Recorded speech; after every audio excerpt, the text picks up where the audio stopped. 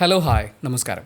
ഞാൻ ഈ പറയാൻ പോകുന്ന കാര്യങ്ങൾ കേൾക്കുമ്പോൾ ചില ആളുകൾക്കത് എത്രത്തോളം മനസ്സിലാവുമെന്ന് എനിക്കറിയില്ല. ചിലപ്പോൾ എന്നൊരു കുറ്റക്കാരനായി വരെ കാണാൻ സാധ്യതയുള്ള കാര്യമാണ്. പക്ഷേ കോക്ടെയിൽ 2 കുറിച്ച് വളരെ ചുരുങ്ങിയ വാക്കുകളിൽ പറയാനുള്ള ഒരു അഭിപ്രായം എന്താണെന്ന് വെച്ചാൽ, വളരെ ടോക്സിക് ആയിട്ടുള്ള, വളരെ സെൽഫിഷ് ആയിട്ടുള്ള രണ്ട് പെൺകുട്ടികളുടെ ഇടയിൽ പെട്ടുപോകുന്ന, അവർ കാരണം മെൻ്റലി ഒരുപാട് സ്ട്രഗിൾ ചെയ്തിട്ടുള്ള, വേണമെങ്കിൽ നമുക്ക് ഫിസിക്കലി അബ്യൂസ് ചെയ്യപ്പെടുക. അത് നമ്മൾ പുരുഷന്മാരുടെ കാര്യത്തിൽ പറയുന്നത് വളരെ കുറവാണ്. പക്ഷേ അവനവൻ്റെ ആഗ്രഹത്തിന് ഇൻട്രസ്റ്റിനനുസരിച്ചല്ലാതെയുള്ള സാധ്യതകളിലേക്ക് ഒരാളെ ഫോഴ്സ് ചെയ്ത് കൊണ്ടുവരിക എന്ന് പറയുന്നതിനെ നമ്മൾ അങ്ങനെ പരിഗണിക്കുകയാണെങ്കിൽ തീർച്ചയായും വളരെ മോശമായിട്ടുള്ള സിറ്റുവേഷനിലേക്ക് ഒരു പുരുഷനെ കൊണ്ടുപോയി അവനെ ഇട്ട് പന്ത് തട്ടി കളിച്ചതിന് ശേഷം വീണ്ടും ആ ടോക്സിസിറ്റി മുഴുവൻ നമ്മുടെ മുന്നിൽ എസ്റ്റാബ്ലിഷ് ചെയ്തതിന് ശേഷവും ഈ ബാധിക്കപ്പെട്ടിട്ടുള്ള പയ്യനെ കൊണ്ട് ഈ പെൺകുട്ടികൾ കാണിച്ചു കൂട്ടിയിട്ടുള്ള കാര്യങ്ങളെയൊക്കെ ന്യായീകരിച്ച് വെപ്പിക്കുക എന്ന് പറയുന്നൊരു മെനകെട്ട പരിപാടി ചെയ്ത് കൂട്ടിയിട്ടുള്ള വളരെ ടോക്സിക് ആയിട്ടുള്ളൊരു സിനിമയാണ് എനിക്ക് കോക്ടെയിൽ 2 എന്ന് പറയുന്നത്. ഷാഹിദ് കപൂർ, കൃതി സനോൺ, രശ്മിക മന്ദന തുടങ്ങിയവരാണ് ഇതിലെ പ്രധാന കഥാപാത്രങ്ങളെ അവതരിപ്പിക്കുന്നത്. നിങ്ങൾക്കൊരു ടിപ്പിക്കൽ ബോളിവുഡ് പാറ്റേണിൽ എന്ന് വെച്ചാൽ കുറച്ച് കൂട്ടുകാരോ ഒക്കെ ഒരുമിച്ച് ചേർന്ന് കഴിഞ്ഞാൽ വിദേശത്ത് എവിടെയെങ്കിലും ബിയർ പൊട്ടുന്ന മറ്റേ ഷാമ്പെയിൻ മോളിലേക്ക് പതിഞ്ഞ് പൊങ്ങുന്നത് പോലെ ആളുകളും തുള്ളിക്കൊണ്ടിരിക്കുന്ന സ്ലോ മോഷനിൽ പാട്ടുകളും പരിപാടികളൊക്കെ ഉള്ള അങ്ങനത്തെ പാറ്റേണിലൊരു ബോളിവുഡ് സിനിമ കണ്ടുകൊണ്ടിരിക്കാൻ ഭയങ്കര ഇഷ്ടമാണ്. പോപ്കോൺ കഴിച്ച് എനിക്ക് ഇങ്ങനെ ഇരുന്നാൽ മതി, എനിക്കൊന്നും അറിയണ്ട, കഥയൊന്നും എൻ്റെ വിഷയമല്ല, ഇടയ്ക്ക് എന്ന് പറഞ്ഞ് ചിരിക്കാനുള്ള എന്തെങ്കിലും കിട്ടിയാൽ മതി എന്നാണെങ്കിൽ ഉറപ്പായിട്ട് നിങ്ങൾക്ക് ഈ സിനിമ തിയേറ്ററിൽ പോയി കാണാം. പക്ഷേ എന്നിലെ പ്രേക്ഷകനെ സംബന്ധിച്ച് കുറേ സാധനങ്ങളുണ്ടായിരുന്നു. അതായത് ഇത് ഇവരിങ്ങനെ ചെയ്തിരിക്കുന്നത് കൊള്ളാം, ഇന്ന ഡയലോഗ് കൊള്ളാം, ഇന്ന സിറ്റുവേഷൻ കൊള്ളാം എന്നൊക്കെ ചിന്തിക്കുമ്പോഴും അവസാനം ഒരുമാതിരി പുരുഷൻ്റെ ഇമോഷൻ ഒരു വിലയും കൊടുക്കുന്നില്ല എന്ന് പറയുന്നത്, അല്ലെങ്കിൽ മനുഷ്യന്മാരുടെ ഇമോഷൻസിന് ഇവിടെ ഒരു വിലയും കൊടുക്കുന്നില്ല എന്ന് പറയുന്നത് പോലെ തോന്നിപ്പിച്ച ഒരു സിനിമ അനുഭവമാണ്. ഡെഫിനറ്റ്ലി ഈ വീഡിയോയിൽ അങ്ങോട്ടേക്ക് നമ്മൾ സംസാരിക്കുമ്പോൾ സ്പോയിലർ എലമെൻറ്റുകളുണ്ടാവും. ഒരു സ്പോയിലറും ഇല്ലാതെ ഞാൻ കണ്ടിട്ട് വരാൻ കേട്ടോ എന്ന് തീരുമാനിക്കുകയാണെങ്കിൽ നിങ്ങൾക്ക് തീർച്ചയായും സിനിമ കണ്ടതിന് ശേഷം കാണാം. ഇനി അതല്ല സിനിമ കാണുന്നില്ല, അല്ലെങ്കിൽ OTT വന്നാലേ കാണുള്ളൂ, എനിക്കതിൻ്റെ പ്രശ്നം എന്താണെന്ന് അറിയണം എന്ന് ചിന്തിക്കുന്ന, അതല്ല സിനിമ കണ്ടു കഴിഞ്ഞിട്ടുള്ള ഒരാളാണെങ്കിൽ തുടർന്ന് അങ്ങോട്ട് കാണുക. കോക്ടെയിൽ 2 ആരംഭിക്കുന്നത് നമ്മുടെ രശ്മികയുടെ ക്യാരക്ടറും ഷാഹിദ് കപൂറിൻ്റെ ക്യാരക്ടറും തമ്മിൽ അവർ ഒരുമിച്ചാണ് ജീവിക്കുന്നത്. കോളേജിൽ പഠിക്കുന്ന സമയം മുതലുള്ള പ്രണയമാണ്. ഇതിനിടയ്ക്ക് നമ്മുടെ രശ്മികയ്ക്ക് വിദേശത്ത് പഠിക്കാനുള്ള അവസരം കിട്ടുന്നുണ്ട്. അവർ പോയി പഠിച്ചിട്ട് തിരിച്ചു വരുന്നുണ്ട്. ഈ സമയം കൊണ്ട് നമ്മുടെ നായകൻ അവന് കുക്കിംഗ് ആണ് കൂടുതൽ താല്പര്യമുള്ളത്, ഷെഫ് ആവണമെന്നാണ് വിചാരിച്ചത്. അങ്ങനെ ഒരു റെസ്റ്റോറൻ്റൊക്കെ ക്രിയേറ്റ് ചെയ്യുന്ന ആ ഒരു നിലയിലേക്ക് വളരുന്നു. വിദേശത്ത് പോയ രശ്മിക തിരിച്ചു വരുന്നു. നാട്ടിലൊരു വലിയ കമ്പനിയിൽ വലിയെന്തോ പോസ്റ്റിൽ ജോലി ചെയ്യാണ്. അങ്ങനെ അവർ ഒരുമിച്ചാണ് താമസിക്കുന്നത്. അവർക്കിടയിൽ അഗാധമായ പ്രണയമുണ്ട്. അവർ വിവാഹം കഴിക്കാനുള്ള കാര്യത്തിലേക്ക് അടുത്തുകൊണ്ടിരിക്കുകയാണെന്നൊക്കെയാണ് നമ്മുടെ മുന്നിൽ കാണിക്കുന്നത്. അപ്പോൾ പടം തുടങ്ങുമ്പോൾ ആദ്യം കാണിക്കുന്നത് ഇവർ കല്യാണത്തിന് മുമ്പ് ഈ അമ്മാവന്മാരും അമ്മായിമാരും ഒക്കെ വന്നിട്ട് എപ്പോഴാണ് മക്കളെ നിങ്ങൾ കല്യാണം കഴിക്കുന്നത്, നിങ്ങൾക്ക് ഇങ്ങനെയൊക്കെ പോയാൽ മതിയോ എന്നുള്ള ചോദ്യം കേൾക്കുന്നതാണ്. ശരിക്കും ആ അമ്മാവന്മാരുടെയും അമ്മായിമാരുടെയും നിലവാരത്തിലാണ് പിന്നീട് അങ്ങോട്ട് സിനിമ പൊയ്ക്കൊണ്ടിരിക്കുന്നത്. പക്ഷേ അവരെയൊക്കെ കളിയാക്കിക്കൊണ്ട് സിനിമ ആരംഭിക്കുന്നു. ഷാഹിദ് കപൂറിൻ്റെ റെസ്റ്റോറൻ്റൊക്കെ ഭയങ്കര രസമാട്ടോ. അവിടെ വരുന്ന ആളുകൾക്ക് ഓർഡർ ചെയ്തത് അല്ലാത്ത സാധനങ്ങളൊക്കെ വിൽക്കും. എന്നിട്ട് നിങ്ങളെന്ത് തോന്നിയാസമാണ് ഈ കാണിക്കുന്നതെന്ന് ചോദ്യം ചെയ്യുമ്പോഴേക്കും ഹോട്ടായിട്ടുള്ള ഷാഹിദ് കപൂർ വന്നിട്ട് ഗേൾസിൻ്റെ അടുത്ത് ചെന്നിട്ട് ഫ്ലേർട്ട് ചെയ്യുമ്പോഴേക്കും ഗേൾസൊക്കെ ഫ്ലാറ്റ്. എന്നിട്ട് അവർക്ക് പുറത്തുനിന്ന് 5 രൂപയ്ക്ക് പാനിപ്പൂരി വാങ്ങിച്ചിട്ട് ഹോട്ട് ആൻഡ് സിസിലി എന്നൊക്കെ പറഞ്ഞിട്ട് അവിടെ കൊണ്ടുപോയി ഡെലിവറി ചെയ്ത് അവരെ പറ്റിക്കും. അങ്ങനത്തെ ഒരു വൃത്തികെട്ട ബിസിനസ്സുകാരൻ. ഇവൻ രാവിലെ തൊട്ട് വൈകുന്നേരം വരെ കിട്ടുന്ന സമയമൊക്കെ വെള്ളം അടിക്കുകയാണ്. അടിച്ച് ഫിറ്റായി വായി തോന്നിയൊക്കെ വിളിച്ച് പറഞ്ഞ് രാവിലെ ആകുമ്പോൾ ഫിറ്റ്നസ്സിൽ വളരെ ഫോക്കസ്ഡ് ആയിട്ടുള്ള രശ്മികയുടെ ക്യാരക്ടർ രാവിലെ ഓട്ടമൊക്കെ കഴിഞ്ഞ് ഇവന് കിക്കിറങ്ങാൻ വേണ്ടിയുള്ള ജ്യൂസ് ഉണ്ടാക്കി കൊടുക്കും. ഇതാണ് സിനിമയുടെ തുടക്കം മുതൽ നമ്മൾ കണ്ടുകൊണ്ടിരിക്കുന്നത്. നല്ല കപ്പിൾ കേട്ടോ. കുറേ നാൾ അവന് രാവിലെ എണീറ്റ് ഇതുപോലെ ജ്യൂസ് ഉണ്ടാക്കി കൊടുത്തിട്ട് അവസാനം ആകുമ്പോൾ അവന് കരളടിച്ച് പോകുമ്പോൾ മരുന്ന് കൊടുക്കുക എന്നുള്ളതാണ് രശ്മി ചേച്ചി ചെയ്യാൻ പോകുന്നത്. അങ്ങനെ അവരിങ്ങനെ മുന്നോട്ട് പോകുമ്പോൾ ഒരു ദിവസം രാത്രി നമ്മുടെ ഷാഹിദ് കപൂർ അണ്ണൻ ഒരു കോമഡി പറയും. ഇവരുടെ കൂട്ടത്തിൽ ഒരു ഫ്രണ്ട് അവൻ്റെ ഭാര്യയെ ചീറ്റ് ചെയ്തു അത്രേ. ഈ ഭാര്യയും ഭർത്താവും രണ്ടുപേരും ഇവരുടെ ഫ്രണ്ട്സാണ്. അങ്ങനെ ചീറ്റ് ചെയ്തതിനെക്കുറിച്ച് സംസാരിക്കുമ്പോൾ ഷാഹിദ് കപൂർ പറയും, ഞാൻ മറ്റോ ആയിരിക്കണം, ഞാൻ ചീറ്റ് ചെയ്ത് കഴിഞ്ഞാൽ എൻ്റെ പാർട്ട്ണർ തിരിച്ചറിയാത്ത രീതിയിൽ അതിനെ മൂടി വെക്കാനും എനിക്കറിയാം, ബിക്കോസ് ഐ എം സ്മാർട്ട് എന്ന് പറയുന്നുണ്ട്. ഇത് കേൾക്കുമ്പോൾ രശ്മി ചേച്ചിക്ക് ഓഹോ അവൻ അങ്ങനെയൊക്കെ കാണിക്കുമോ എന്ന് പറയുന്ന പോലെ ഒരു സംശയ രോഗം ഉണ്ടാകുന്നു. അവിടെ ആക്ച്വലി ഷാഹിദ് കപൂറിൻ്റെ ഭാഗത്തു നിന്നുണ്ടായത് ഒരു മിസ്റ്റേക്കാണ്. എല്ലാവരും ഫ്രണ്ട്സ് ഫുള്ളിരിക്കുമ്പോൾ ഫാമിലിയൊക്കെ ഇരിക്കുന്ന സമയത്ത് ഞാൻ മറ്റോ ആയിരുന്നെങ്കിൽ ഞാൻ പറ്റിച്ചു കഴിഞ്ഞാലും എൻ്റെ ഭാര്യ അറിയില്ല എന്ന് ഈ കല്യാണം കഴിക്കാൻ പോകുന്ന, അല്ലെങ്കിൽ അങ്ങനെ ഒരുമിച്ച് ജീവിക്കുന്ന പാർട്ട്ണറെ ഇരുത്തിക്കൊണ്ട് പറയാമെന്ന് പറയുന്നത് അവരെ അത് അഫക്റ്റ് ചെയ്യും. അപ്പോൾ അതിനൊന്ന് അഡ്രസ്സ് ചെയ്ത്, കാര്യം ഇവൻ അടിച്ച് ഫിറ്റാണല്ലോ. രാവിലെ ആകുമ്പോൾ ഇവള് തന്നെ അവന് കുടിക്കാനുള്ള ജ്യൂസ് ഉണ്ടാക്കി കൊടുക്കുകയും ചെയ്യും. അങ്ങനെ ഇത് കേട്ടപ്പോൾ മുതൽ രശ്മിയയ്ക്ക് സംശയം, ഇനി ഇവനെങ്ങാനും. അങ്ങനെ ഇരിക്കുമ്പോഴാണ് രണ്ടുപേരും കൂടിയിട്ട് സിസിലിക്ക് ടൂർ പോകുന്നത്. ഈ ബോളിവുഡ് സിനിമയ്ക്ക് പൊതുവേ ഇന്ത്യക്കാരുടെ കാശ് മേടിച്ചെടുക്കണം എന്നുള്ളത് മാത്രമേ ഉള്ളൂ. ഇന്ത്യയിലാണ് ഇത് പ്രദർശിപ്പിക്കപ്പെടുന്നത്. പക്ഷേ ഷൂട്ട് ചെയ്യാൻ ഞങ്ങൾ വിദേശത്തെ പോകുമെന്ന് പറഞ്ഞിട്ട് ഇവർ നേരെ സിസിലിക്ക് പോകുന്നു. സിസിലി ചെല്ലുമ്പോൾ രശ്മികയുടെ കൂടെ വിദേശത്ത് പഠിച്ച കൂട്ടുകാരിയായിട്ട് കൃതി സനോൺ വരുന്നു. കൃതി സനോൺ ഭയങ്കര ജോളിയായിട്ടുള്ള ചാർലി ജീവിതമാണ് നയിക്കുന്നത്. ഏത് രാജ്യത്ത് പോകുന്നു, ഏത് സിറ്റി പോകുന്നു, അവിടെ എന്തെങ്കിലും ഡാൻസ് പഠിപ്പിക്കുക, പാട്ട് പഠിപ്പിക്കുക, അങ്ങനെയൊക്കെ ജീവിച്ചു പോകുന്ന, ലൈഫ് എൻജോയ് ചെയ്ത് ജീവിക്കുന്ന ഒരു ആളായിട്ടാണ് കൃതി സനോൺ വരുന്നത്. അപ്പോൾ കൃതി സനോണും രശ്മികയും തമ്മിൽ സംസാരിക്കുമ്പോൾ കൃതി ഈ ലോകം മുഴുവൻ കണ്ടിട്ടുള്ള ആളാണ്. പുള്ളിക്കാർ ചോദിക്കും, നിങ്ങൾക്ക് ഇങ്ങനെയൊക്കെ പോയാൽ മതിയോ, കല്യാണം കഴിക്കണ്ടേ? ഇത് അമ്മാവന്മാർ ചോദിച്ചാൽ പ്രശ്നമാണ്, പക്ഷേ കൂട്ടുകാർക്ക് ചോദിക്കാം. അങ്ങനെ കൂട്ടുകാർ ചോദിക്കുമ്പോൾ എനിക്ക് അവന് കല്യാണം കഴിക്കണമെന്നുണ്ട്, പക്ഷേ അവനെങ്ങാനും എന്നെ പറ്റിക്കോ, അവൻ ഇതിൽ ശരിക്കും ഇൻട്രസ്റ്റഡ് ആണോ എന്ന് എനിക്ക് സംശയമുണ്ട്. അതുകൊണ്ട് നീ ഒരു കാര്യം ചെയ്യും, ഏത് രശ്മിക കൂട്ടുകാരിയായിട്ടുള്ള കൃതിയോട് പറയാണ്, നീ അവനെ ഒന്ന് വളയ്ക്കാൻ ശ്രമിക്കുക. ഉദ്ദേശിക്കുന്ന രീതിയിൽ അവൻ വളഞ്ഞു വരികയാണെങ്കിൽ ഞാൻ പിന്നെ അവനെ കല്യാണം കഴിക്കണ്ടല്ലോ. ഇനി അങ്ങനെയല്ല, അവൻ വളയുന്നില്ലെങ്കിൽ ഞാൻ അവനെ കല്യാണം കഴിക്കാം. എങ്ങനെയുണ്ട് ഐഡിയ? സൂപ്പർ അല്ലേ? ഇത് പണ്ട് മലയാളത്തിലൊരു സിനിമയുണ്ട്, നമ്മുടെ സുരേഷ് ഗോപിയും മുകേഷും കൂടിയുള്ള. അപ്പം മുകേഷ് ഇങ്ങനെ ഒരുപാട് പെൺകുട്ടികളെ വളച്ച കാര്യമൊക്കെ വലിയ അഭിമാനം പോലെ ഇരുന്ന് പറയുമ്പോൾ സുരേഷ് ഗോപി പറയും, എന്നാൽ ഞാൻ കല്യാണം കഴിക്കാൻ പോകുന്ന പെണ്ണിനെ ഒന്ന് വളക്കി. വർഷങ്ങളായിട്ട് അവർ സ്നേഹിച്ച് കല്യാണം കഴിക്കാൻ പോകുന്ന അത്രയും കൂടെ നിൽക്കുന്ന ഒരാളെ കുറിച്ചാണ് ഇയാൾ ബെറ്റ് വെക്കാൻ വേണ്ടി എടുത്തിടുന്നത്. മഹാവൃത്തികേടാണ് കാണിച്ചത്. ആ വൃത്തികേട് രശ്മിക്ക് ഇതിൻ്റെ അകത്ത് ബോളിവുഡ് സ്റ്റൈലിൽ കാണിക്കുന്നു. അപ്പോൾ കൃതി സനോൺ ഓൾറെഡി പറയുന്നുണ്ട്, ഞാൻ വളയ്ക്കാൻ ശ്രമിച്ചാൽ ആരായാലും വളഞ്ഞു പോകും, ഇനി അഥവാ വളഞ്ഞില്ലെങ്കിൽ ഞാൻ പുറകെ നടക്കും, പിന്നെ അത് നിങ്ങൾക്കൊരു ബാധ്യതയാവും, ചിലപ്പോൾ നമ്മുടെ ഫ്രണ്ട്ഷിപ്പിനെ തന്നെ എഫക്റ്റ് ചെയ്തിട്ടുണ്ടാവും എന്ന് പറയുന്ന ഈ കാര്യങ്ങൾ പറയുന്നതിന് മുമ്പ് കൃതി സനോൺ പറയുന്നുണ്ട്, നിങ്ങൾക്കിതൊന്ന് സംസാരിച്ചൂടെ, കോൺവെർസേഷനാണ് ഏറ്റവും നല്ല മാർഗ്ഗം എന്ന്. പക്ഷേ രശ്മികച്ചിക്ക് നല്ല സിനിമ മുന്നോട്ട് പോകുള്ളൂ. അപ്പോൾ എന്തായാലും ഷാഹിദ് കപൂറിനെ വളയ്ക്കാൻ വേണ്ടിയിട്ട് കൃതി സനോൺ ഇറങ്ങി നടക്കുന്നു. അതിന് വേണ്ടിയിട്ടുള്ള എല്ലാ സൗകര്യങ്ങളും. എനിക്ക് ഭയങ്കര തലവേദനയാണ്, നീ ഇവളും കൂടി പോയിട്ടോ, ഇവർ രണ്ടുപേരും കൂടി ടൂർ പോകാൻ വേണ്ടിയിട്ടാണ് സിസിലിക്ക് വന്നത്. പക്ഷേ സിസിലിക്ക് വന്നിട്ട് രശ്മിക പറയും, എനിക്ക് തലവേദനയാണ്, നീ അവളും കൂടി പോയിട്ട് വാ. അങ്ങനെ അവർക്ക് 2 ദിവസവും അതിൻ്റെ ഇടയിൽ ഒരു രാത്രിയൊക്കെ ഒരുമിച്ച് കറങ്ങാൻ പോകാനുള്ള സൗകര്യങ്ങളൊക്കെ, അതും വളരെ സെക്സി ആയിട്ടുള്ള പ്ലേസ്. അങ്ങനെയാണ് കൃതി ഇതിനകത്ത് ഇത് അഡ്രസ്സ് ചെയ്യുന്നത്. നമ്മളിവിടെ ചിന്തിക്കേണ്ടത്, കല്യാണം കഴിക്കാൻ തയ്യാറായി നിൽക്കുന്ന ഒരു പുരുഷനെ സെഡ്യൂസ് ചെയ്യാൻ വേണ്ടിയിട്ട്, അവർ ആ വാക്കൊക്കെ ഉപയോഗിക്കുന്നുണ്ട്, സെഡ്യൂസ് ചെയ്യാൻ വേണ്ടിയിട്ട് കൂട്ടുകാരിയെ ഏൽപ്പിക്കുകയാണ്. കൂട്ടുകാരി ആ ജോലി മാക്സിമം ശ്രമിക്കുന്നുണ്ട്. കൂട്ടുകാരി ശ്രമിക്കുന്നതിനേക്കാൾ കൂടുതൽ ഈ സിനിമയുടെ ക്യാമറമാനും സംവിധായകനും ഒക്കെ ശ്രമിക്കുന്നുണ്ട്. കണ്ടുകൊണ്ടിരിക്കുന്ന പ്രേക്ഷകനെ സെഡ്യൂസ് ചെയ്യാൻ വേണ്ടിയിട്ട് കുറച്ചും കൂടി ഫോക്കസ് ചെയ്തിട്ട് കൃതി സനോണിൻ്റെ ശരീരഭാഗങ്ങളിലേക്ക് നമ്മളിങ്ങനെ, നിങ്ങൾ കണ്ടില്ലേ, ഒന്നുകൂടി കണ്ടു നോക്കൂ, കൃതി അങ്ങനെ ഒന്ന് നീന്തു, ഞങ്ങൾ ബാക്കിൽ നിന്ന് ഷൂട്ട് ചെയ്യട്ടെ എന്നൊക്കെ പറഞ്ഞിട്ട് ഒരുപാട് ഷൂട്ട് ചെയ്തൊക്കെ എടുത്തു വെച്ചിരിക്കുന്നത് നമ്മളെ കാണിക്കുന്നുണ്ട്. അങ്ങനെ കാണിച്ച് ഒരുപാട് ശ്രമിച്ചതിന് ശേഷവും അവൻ വളയുന്നില്ല ഗൈസ്. പക്ഷെ അവനൊരു നല്ല മനുഷ്യനാണ്. ഈ കൃതി സനോൺ അവതരിപ്പിച്ചിരിക്കുന്ന കഥാപാത്രം ചാർലി അടിച്ചാണ് നടക്കുന്നതെങ്കിലും അവരുടെ ജീവിതത്തിൽ ഒരുപാട് ട്രോമാറ്റിക് സിറ്റുവേഷൻസ് ഉണ്ടായിട്ടുണ്ട്. അവർ എന്തൊക്കെയോ വിഷമങ്ങൾ ഉള്ളിലുണ്ടെന്ന് മനസ്സിലാവുമ്പോൾ പാവല്ലേ, കുറച്ച് ആശ്വാസം കൊടുക്കാമെന്ന് പറഞ്ഞിട്ട് അവർക്ക് കുറച്ച് അരി വേവിച്ച് കൊടുക്കും. പിന്നെ അവർക്ക് ആഗ്രഹമുള്ള കുറച്ച് കാര്യങ്ങളൊക്കെ ചെയ്തു കൊടുക്കും. ഇതൊക്കെ കഴിയുമ്പോഴേക്കും കൃതി സനോണിന് പ്രേമം വരികയാണ് ഗൈസ്. എന്നാലേ നമുക്കിത് ട്രയാങ്കിളിലേക്ക് ഒപ്പിക്കാൻ പറ്റുള്ളൂ. പക്ഷേ ഇവരുടെ ഈ സ്നേഹപ്രകടനങ്ങളും മറ്റു കാര്യങ്ങളും ഒക്കെ ഷാഹിദ് കപൂറിൻ്റെ ക്യാരക്ടറിനെയും മാനസികമായിട്ട് ബാധിക്കുന്നൊക്കെയുണ്ട്. എന്തായാലും രശ്മി ചേച്ചി ഹാപ്പിയാണ്. 2 ദിവസം ഒരു രാത്രിയും തൻ്റെ ഭർത്താവിനെ ഒരു കൂട്ടുകാരിയോടൊപ്പം സെഡ്യൂസ് ചെയ്യാൻ പാകത്തിന് എല്ലാ സൗകര്യങ്ങളും ഒരുക്കി കൊടുത്തതിന് ശേഷവും അവൻ വളഞ്ഞില്ലല്ലോ, അതുകൊണ്ട് ഞങ്ങൾക്ക് കല്യാണം കഴിക്കാം. ഇതിനിടയിൽ ഈ കൂട്ടുകാരികളുടെ കോൺവെർസേഷനൊക്കെ ഉണ്ട്, നീ ഇന്ന് രാത്രി വരണ്ട, ഇന്നൊരു രാത്രിയും കൂടി എനിക്ക് ഞാൻ ഒന്നുകൂടി ട്രൈ ചെയ്ത് നോക്കട്ടെ, അതിനെന്താ നീ സമയം എടുത്തോടാ എന്നൊക്കെ പറയുന്ന അങ്ങനത്തെ കൂട്ടുകാരികളൊക്കെ നമ്മൾ കാണുന്നുണ്ട്. എന്തായാലും കൂട്ടുകാരിയെ വെച്ച് വളയ്ക്കൽ ടെസ്റ്റ് നടത്തി. ഇപ്പം മറ്റേ സോഷ്യൽ മീഡിയയിൽ ടെസ്റ്റൊക്കെ നടക്കുന്നുണ്ടല്ലോ, ബെസ്റ്റ് ഡേറ്റ്, ബെസ്റ്റ് മാൻ ഗൈ എന്നൊക്കെ പറഞ്ഞ കുറേ പരിപാടികൾ. അതുപോലെ ഒരു ടെസ്റ്റ് നടത്തി ഭർത്താവാക്കാം, ഇവൻ എന്നെ പറ്റിക്കൂല എന്ന് ഉറപ്പ് വരുത്തിയതിന് ശേഷം ഇവൾ കല്യാണം കഴിക്കാൻ തീരുമാനിക്കുന്നു. അങ്ങനെ കല്യാണ പരിപാടി സ്റ്റാർട്ട് ചെയ്യുമ്പോഴേക്കും ദേവന് നമ്മുടെ കൃതി സനോൺ വെഡ്ഡിംഗ് പരിപാടി മുഴുവൻ ഞാൻ ഏറ്റേക്കാം എന്ന് പറഞ്ഞിട്ട് ഇവരുടെ വെഡ്ഡിംഗ് കുളവാക്കാനുള്ള കാര്യങ്ങൾ കൃതി സനോൺ ചെയ്യുന്നു. ഇതിനിടയിൽ ഷാഹിദ് കപൂറിനോട് പറയുന്നു, നിനക്കറിയോ എനിക്ക് നിന്നെ ഭയങ്കര ഇഷ്ടമാണ്, നീ ഒന്ന് ആലോചിച്ച് നോക്കിയാൽ നിൻ്റെ കല്യാണം ഇങ്ങനെയൊക്കെ നടത്തേണ്ടതാണോ, നമുക്ക് വല്ല ബീച്ചിലോ അതുപോലെ ഒരുപാട് രാജ്യങ്ങളൊക്കെ കറങ്ങി അടിച്ചു പൊളിച്ച് അർമാദിച്ച് നടത്തണ്ടേ, നീ എൻ്റെ കൂടെ ഇരുന്ന സമയമൊക്കെ ആലോചിച്ച് നോക്കൂ എന്ന് പറയുമ്പോൾ ഷാഹിദ് കപൂറിന് തോന്നും, ശരിയാ എൻ്റെ കല്യാണം അങ്ങനെയൊക്കെ നടത്തേണ്ടതായിരുന്നു, അന്ന് ഐ ലവ് യു എന്ന് പറഞ്ഞിട്ട് ഇവൻ്റെ മൈൻഡ് ഭയങ്കര കോംപ്ലിക്കേറ്റഡ് ആക്കും.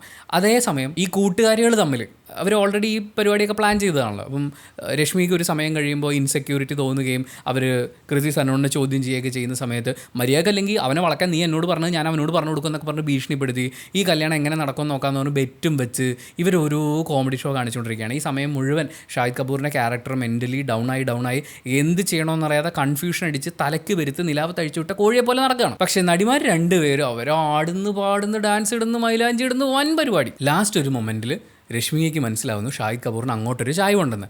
ഉടനെ ഷാഹിദ് കപൂറിനെ വിളിച്ചു നിർത്തി ചോദ്യം ചെയ്യാണ്, എടാ നിനക്ക് അങ്ങനെയാണോ നിനക്ക് ഇഷ്ടം, അങ്ങനെയാണെങ്കിൽ നീ എന്നോട് പറഞ്ഞോ, എന്നിട്ട് നീ കളഞ്ഞിട്ട് പൊക്കോ, ഞാൻ വളരെ ഹാപ്പി ആയിട്ട് പൊക്കോളാം, നീ എന്താ ഇങ്ങനെ, നിനക്ക് ജീവിതത്തിൽ ഒരിക്കലെങ്കിലും നിനക്ക് സത്യസന്ധനായിക്കൂടെ, നീ എന്താ ഇങ്ങനെ പെരുമാറുന്നതെന്നൊക്കെ പറഞ്ഞിട്ട് അവൻ്റെ മെക്കിട്ട് കയറാണ്. പാവ ചെക്കൻ, അയ്യോ നിനക്ക് വിഷമമായോ, എന്നാൽ എടി എനിക്ക് അങ്ങനെയൊന്നും അല്ല, നിങ്ങളെന്താ ഇങ്ങനെയൊക്കെ. അപ്പോൾ ഉടനെ കൃതി സനോൺ വരുന്നു, എന്താ ഇവിടെ നടന്നുകൊണ്ടിരിക്കുന്നത്, നിനക്കറിയോ നിൻ്റെ ഭാര്യ എന്നോട് നിന്നെ വളയ്ക്കാൻ പറഞ്ഞിട്ടുണ്ടായിരുന്നു എന്ന് പറയുന്നത് അവനോട് പറയുന്നു. അപ്പോൾ ഉടനെ രശ്മിക നീ അങ്ങനെയാണ് ഇങ്ങനെയാണെന്ന് പറയുമ്പോഴേക്കും നീ വലിയ നാടകമൊന്നും കളിക്കല്ലേടിയെന്ന് അവൾ പറയുന്നു.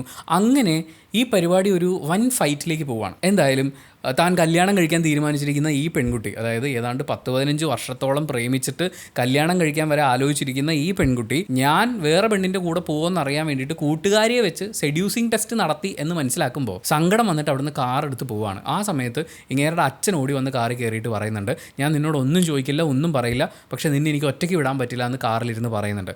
പിന്നെ ഈ കല്യാണം മുടങ്ങി കഴിഞ്ഞാൽ ഒരുപാട് പേർക്ക് വിഷമാവും, പക്ഷേ നിൻ്റെ മനസ്സിൻ്റെ സന്തോഷമാണ് നീ നോക്കേണ്ടതെന്നൊക്കെ എന്നൊക്കെ പറയുന്നുണ്ട്. അങ്ങനത്തെ 1-2 ഡയലോഗുകൾ നല്ലതായിരുന്നു. അത് കണ്ടപ്പോൾ ഒരു സന്തോഷം തോന്നി. എന്നിട്ട് ഇതെല്ലാം കഴിഞ്ഞിട്ട് ആ വൃത്തിയായിട്ട് അപ്പം പറയുകയാണ്, നീ സന്തോഷമായിട്ടിരുന്നാലേ നിനക്ക് ബാക്കിയുള്ളവരെ സന്തോഷിപ്പിക്കാൻ പറ്റുമെന്ന്.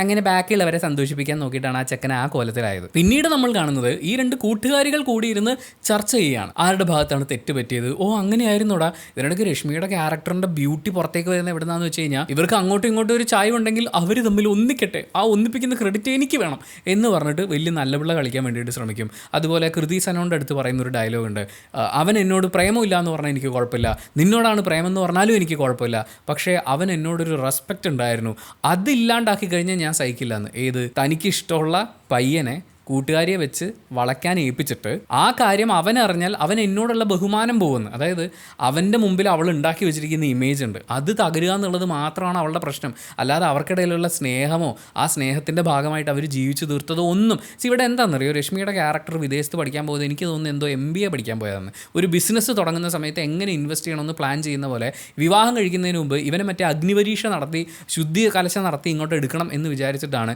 ഇവൾ ഈ പരിപാടി പ്ലാൻ ചെയ്തിട്ടുള്ളത്. അങ്ങനത്തെ ആളുടെ കൂടെ ഒന്നും ജീവിക്കരുത്. സ്വന്തം റിലേഷൻഷിപ്പിൽ ഇത്രയും വർഷത്തെ എക്സ്പീരിയൻസും പരിചയമൊക്കെ വെച്ചിട്ട് നിങ്ങൾക്ക് റിസ്ക് എടുക്കാൻ പറ്റുന്നില്ലെങ്കിൽ എന്ത് വാങ്ങാത്തൊരു പ്രേമുണ്ടെന്ന് പറഞ്ഞിട്ട് എന്താണ് കാര്യം? പക്ഷേ ഈ നായികമാർ 2 പേരും കാർ എടുത്ത് വണ്ടി ഓടിച്ച് പോയ ഷാഹിദ് കപൂറിനെ ചേസ് ചെയ്ത് പിടിക്കും. അപ്പോഴും ആ ചെക്കൻ പറയുന്നുണ്ട്, നിങ്ങൾ എന്ത് പരിപാടിയാണ് കാണിച്ചതെന്ന് പറഞ്ഞ് ചൂടാവാൻ തുടങ്ങുമ്പോഴേക്കും രശ്മി ചേച്ചിയുടെ കണ്ണിൽ കണ്ണീര് വരും. കൃതി സനോൻ പിന്നെ ഇടക്കിടക്ക് കണ്ണ് നിറയ്ക്കുന്നുണ്ട്.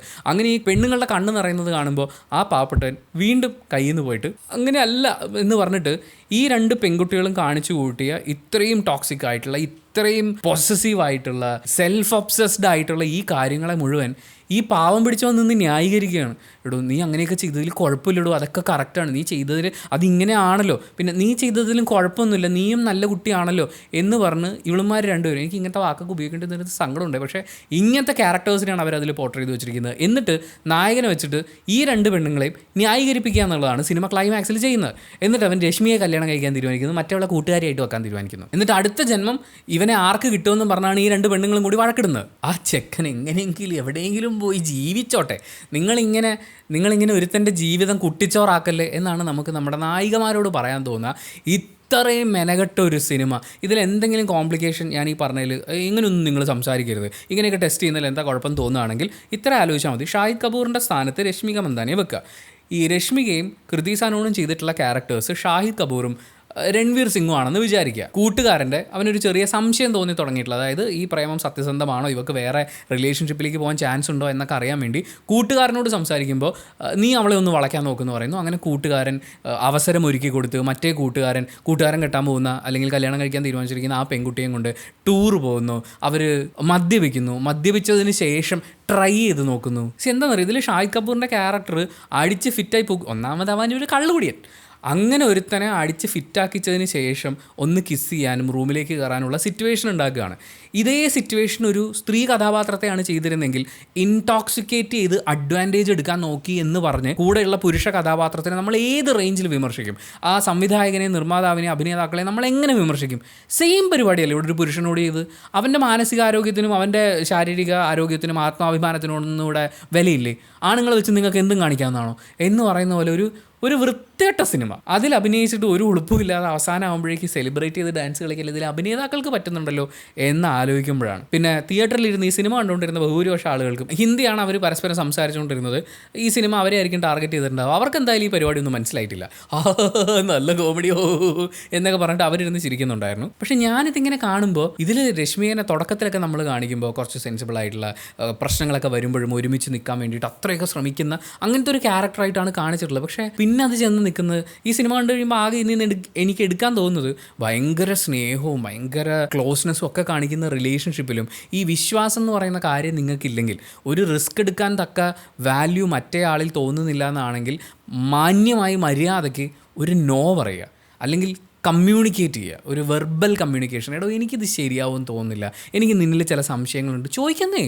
അയാൾ ന്യായീകരിക്കട്ടെ, അല്ലെങ്കിൽ അയാളുടെ വശം എന്താണെന്നുള്ളത് അയാൾ പറയട്ടെ. നിങ്ങളുടെ സംശയങ്ങൾ നിങ്ങൾ പറയൂ, അല്ലെങ്കിൽ പറ്റൂല്ലെങ്കിൽ കളഞ്ഞിട്ട് പോ. അല്ലാതെ മറ്റേ കൂട്ടുകാരിയോ വെച്ച് വളയ്ക്കാൻ നോക്കുക, എന്നിട്ട് ആ ടെസ്റ്റ് പാസ്സായി കഴിഞ്ഞിട്ട് വേണം കല്യാണം കഴിച്ച് ജീവിക്കാൻ തീരുമാനിക്കുക എന്ന് പറയുന്നത് എന്ത് ചീപ്പാണ്. ചീപ്പെന്നൊക്കെ പറഞ്ഞാൽ ചീഞ്ഞ് അളിഞ്ഞ് നാശകോശമായി ഒരു വൃത്തിയായിട്ട കൺസെപ്റ്റ് ആയിരുന്നു. എനിക്ക് ക്യാരക്ടേഴ്സിനെ അങ്ങനെ കാണിച്ചതിലൊന്നും കുഴപ്പമൊന്നും തോന്നിയില്ല. എപ്പോഴാണെന്നറിയോ, ഈ ക്ലൈമാക്സ് വന്നു കഴിഞ്ഞപ്പോഴാണ് ഈ സാധനം അതിൻ്റെ പോകാവുന്ന ഏറ്റവും വൃത്തിയായിട്ട ആംഗിളിലേക്ക് പോയത്.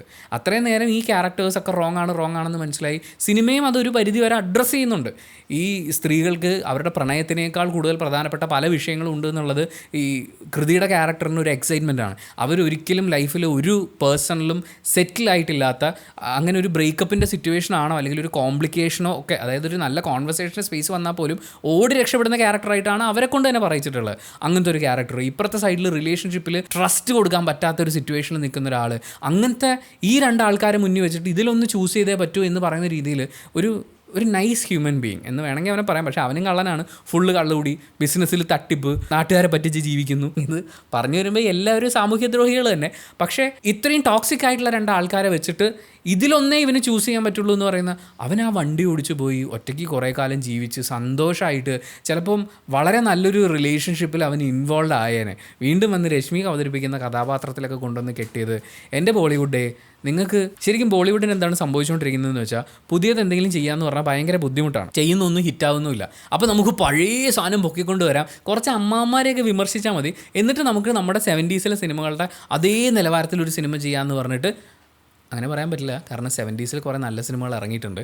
ഇപ്പോഴാണല്ലോ ദാരിദ്ര്യമായിരിക്കുന്നത്. അങ്ങനെ ഈ ദാരിദ്ര്യാവസ്ഥയെ മറച്ചു പിടിക്കാൻ വേണ്ടി പഴയ വീഞ്ഞെടുത്ത് പുതിയ കുപ്പിയിൽ അടിച്ച് അതിൽ കുറച്ച് പെയിൻറ്റും അടിച്ച് ഇറക്കിയൊക്കെയാണ് ഇവർ. ഒരു ഉളുപ്പില്ലാത്ത വൃത്തിയിട്ട സിനിമ എന്നാണ് കോക്ടെയിൽ 2 കുറിച്ചിട്ട് എനിക്ക് പറയാനുള്ളത്. തരക്കേടില്ലാത്ത പെർഫോമൻസ് ഫസ്റ്റ് ഹാഫിൽ അവിടെ ഇവിടെയൊക്കെ കാണാനുണ്ട്. പാട്ടുകളും കൊള്ളാം. പക്ഷേ എന്ത് പടം ഇത്, ഒരേ ടെംപ്ലേറ്റിൽ കഞ്ഞി സാധനം, അത്രേ പറയാനുള്ളൂ. ബാക്കി നിങ്ങൾ തിയേറ്ററിൽ പോയി സിനിമ കണ്ടിട്ട് തീരുമാനിക്കൂ. ഈ പറഞ്ഞത് മുഴുവൻ എൻ്റെ പേഴ്സണൽ ഒപ്പീനിയനാണ്. സിനിമ ഓരോരുത്തർക്കും ഡിഫറൻ്റ് ആണ്. നിങ്ങൾ ഈ സിനിമ തിയേറ്ററിൽ പോയി കാണൂ. അങ്ങനെ കണ്ടിട്ട് നിങ്ങൾക്ക് എന്താണ് ഫീൽ ചെയ്തതെന്നുള്ളത് കമൻറ്റ് ബോക്സിൽ രേഖപ്പെടുത്തു. And thank you so much for watching this video. Video ഇഷ്ടപ്പെട്ടാൽ ലൈക്ക് ചെയ്യുക, കമൻറ്റ് ചെയ്യുക, ഷെയർ ചെയ്യുക, സബ്സ്ക്രൈബ് ചെയ്യുന്ന കാര്യവും ഹൈപ്പ് ചെയ്യുന്ന കാര്യവും പരിഗണിക്കുക. ഇങ്ങനത്തെ വൃത്തിയായിട്ട സിനിമകൾ കണ്ടു കഴിഞ്ഞാൽ നമുക്ക് ഭയങ്കര വിശപ്പ് വരും, നല്ല ഉറക്കവും വരും. എനിക്ക് നല്ല വിശപ്പുണ്ട്. ഞാൻ ഭക്ഷണമൊക്കെ കഴിച്ച് നന്നായിട്ട് കിടന്നൊന്ന് ഉറങ്ങട്ടെ, എന്നിട്ട് എനിക്ക് വേറെ ഏതെങ്കിലും ഒരു നല്ല സിനിമ കാണണം, എന്നാലേ എനിക്ക് ആശ്വാസം കിട്ടുള്ളൂ. അപ്പോൾ ശരി, ബൈ.